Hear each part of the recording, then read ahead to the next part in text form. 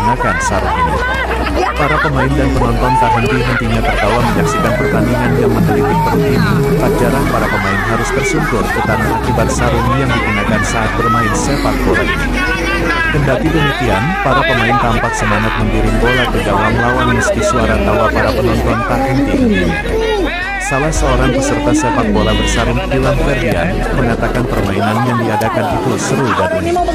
Permainan sepak bola bersarung ini digelar oleh Polres Aceh Singkil dengan peserta perwakilan dari sejumlah instansi yang ada di Aceh Singkil.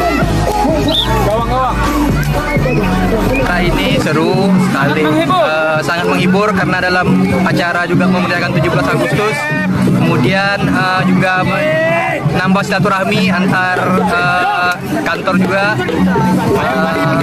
Mungkin itu saja. Kalau untuk acara ini, semoga tahun depan diadakan lagi untuk memeriahkan 17 Agustus.